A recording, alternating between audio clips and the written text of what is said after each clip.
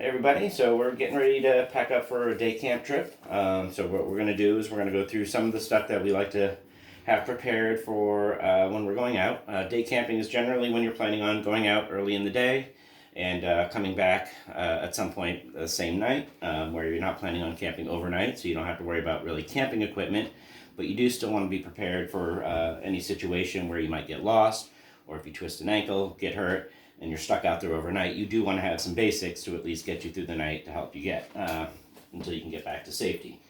So we have a collection of items down here to look at. So first, we do yoga mat. It's light, rolls up, doesn't take up a lot of space, but it's good for being able to sit down on.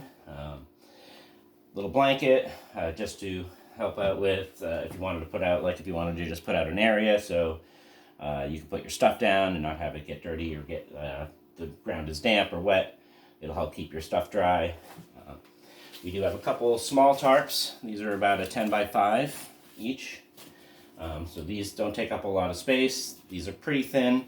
They're not really meant for long-term use, but if you get stuck in the pouring rain, it's nice that you can use it to sort of give yourself a little protection. Bug net, that generally is a sort of optional item. You don't really need to necessarily have it. It depends on how much you really don't mind or mind bugs. If you're someone who really is not a big fan of bugs, maybe good to have with you, but outside of that, not necessarily a required item. So we have just some stuff for the day, which is basically bottled water. We only have one in the house at the moment, so we're probably going to pick some more at the store before we get out to our location. You really only need one because you can, in a pinch, get any kind of natural water. You can put it in this, and during one of the follow-up videos, we'll show you how to boil water inside a plastic bottle. Candy snacks. Usually, personally, I have a little bit of, I get low blood sugar sometimes, so I do like to keep a sweeter snack there to sort of help keep my blood sugar up, because you do expend a lot of energy while you're out. General snack, any kind of chips, crackers, anything that's going to sort of be mostly a carbohydrate. Grab something you like, but that's really something that you can use to pick something that you particularly like to have yourself as a snack, sort of to keep you going as you go. I like ramen noodles for packing out to go. They're small, they're dried out, they'll stay fresh for a long time, and all you need to do is be able to boil water, and that's where we go to this container here. So this container can be used over a fire directly, so you don't necessarily need to have bring a lot of pots and pans, so you can boil water on the inside. It's got 2 cups for drinking. You can put stuff in there. So you can break this up, put it in here, put that right over a fire, and boil that off to make yourself a meal if you need it. And next we'll go into some purification tablets. These are usually handy to have just in case your only access to water is like still water or stagnant water. You're going to want something a little more powerful than just boiling. Boiling will get rid of most things, but not necessarily everything. This will pretty much kill just about anything in there and make any water drinkable. They also have a purification straw now, which is something that a lot of my friends have started to recommend as taking. They only have limited uses, but they are very handy and also do take up a very little amount of space. Then we get into some of our regular stuff. I think everybody knows what this is and what that's for. Also good in a pinch. You can use it for fire kindling to start up a fire if you need to, if you're having trouble, if it's been very wet and you're having trouble finding dry stuff to start a fire with, you can use a little bit of that. Then we get into the fire starter. So this is just a basic flint and tinder kit. So you can just basically have a little scraper and a little stone there, and that'll give you a good spark to get a fire started with that. I like to pre-pack. So we have fire sticks here, in case you're having, again, difficulty finding materials in your neighborhood or area that are suitable for fire. I've got some matches in there. So all of this stuff is double packed in a waterproof bag.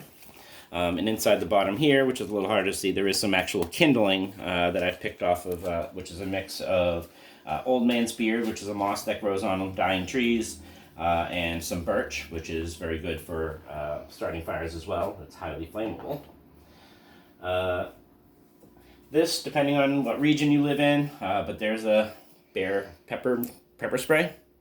If you do live in an area and you're going out deep woods and you're going to be farther away from civilization, sometimes that's good to have with you just in case. Bug repellent, because, well, you're in the woods. Bugs. Then we get into some other stuff. So we like to just have some binoculars, mostly just because, well, you know, you're out there to see the scenery, you're out there to enjoy nature. So it's kind of nice where if you can find a nice spot where you've got a little bit of a view, be able to look around. This is a basic whetstone, so for your pocket knives and for anything you're using that, if you need to sharpen something up, you can put that. They do have some smaller, lighter versions of that. That whetstone is a little on the heavy side, but it's what we have for the moment. Lantern, in case you're going to be there for an extended stay, if you end up getting caught out late. So you always want to make sure you have a light source with you, because you always want to go camping, even if you're only planning out being for the day. You want to be prepared that if you get stuck there overnight, you're going to be able to have some light, and you're going to have the materials and supplies that you're going to need to be able to get through the night. Not only just in survival, but being able to actually keep yourself somewhat safe and comfortable as well. So that goes into our first aid kit. Ibuprofen. Ibuprofen I recommend over acetaminophen. Acetaminophen is mostly just a painkiller. It's good, but this is an anti-inflammatory. So if you have a twist or a sprain or any type of injury like that, your ibuprofen is going to be much more effective at being able to reduce the swelling and help you be able to get yourself out. Gorilla Tape, well, just because Gorilla Tape and duct tape, useful for just about everything. There's about 1 million uses that you can find to use that stuff for. Survival blanket, especially if you're going to be going in any of the cooler months. It can get even on warm days, it can get very, very cold at night, especially if it's raining or wet. So having a survival blanket is almost an absolute necessity to have with you at some point in time. It's very light, it doesn't take up very much space, but is going to potentially save your life in a crisis. A couple pairs of gloves, just because if you're going to be doing any type of work, like one of some of our videos that we're going to be showing you, how to build lean-tos, how to start fires. Sometimes having a pair of gloves is really nice, depending on what regions you're in. There are some more dangerous spiders. Up here we have brown recluse, which likes to nest in rotting wood piles. So sometimes having a pair of gloves on might help you out with that. And again, if you're someone who's skittish about bugs, definitely having those. And sometimes stuff is just kind of gross, so I'm not sure. I don't mind, but it is sometimes nice to have for other people who don't really like it all that much. You have just your basic hatchet. You know, it's going to help if you need to be chopping any wood, if you need to size wood for your structures, or to reduce size for fitting into a campfire. So that is your basic kit.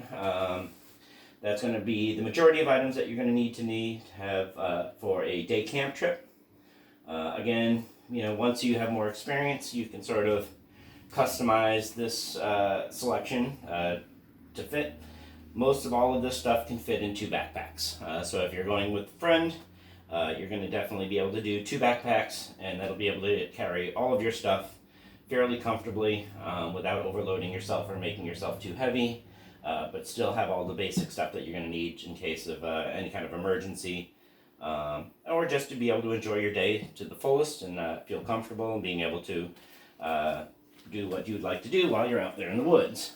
The other important thing is to make sure to scout your area ahead of time. You're going to want to make sure that you're checking out the maps, you're looking at the area.